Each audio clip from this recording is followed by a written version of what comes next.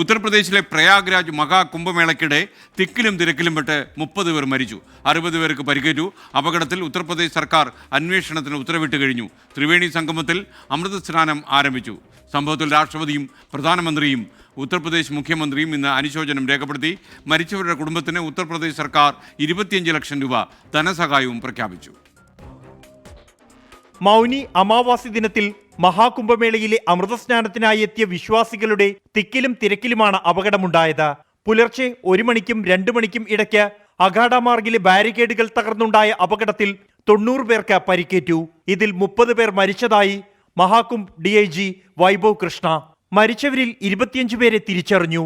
ഇതിൽ 4 കർണാടക സ്വദേശികളും ഗുജറാത്തിൽ നിന്നും അസമിൽ നിന്നും ഓരോരുത്തരും ഉൾപ്പെടുന്നു.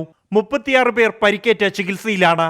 അപകടം ഹൃദയഭേദകമെന്നും സാധ്യമായ എല്ലാ ക്രമീകരണങ്ങളും ഒരുക്കിയിട്ടുണ്ടെന്നും മുഖ്യമന്ത്രി യോഗി ആദിത്യനാഥ്. परिणाम उसी का है कि हादसे के कुछ ही देर के बाद राहत कार्य को ग्रीन कॉरिडोर बना करके प्रशासन ने, पुलिस ने, NDRF और SDRF के स्वयंसेवकों ने सभी लोगों को हॉस्पिटल तक पहुंचाने का काम किया है. लेकिन दुर्भाग्य से इस दौरान ये मौतें हुई हैं. അപകടത്തെക്കുറിച്ച് കോടതിയുടെ മേൽനോട്ടത്തിൽ 3 അംഗ സമിതി അന്വേഷിക്കും. സഹായത്തിനായി 1920 എന്ന ഹെൽപ്പ് ലൈൻ നമ്പർ പുറത്തിറക്കി. ഘാട്ടുകളിൽ കൂടുതൽ പോലീസിനെയും അർദ്ധസൈനികരെയും വിന്യസിച്ചു.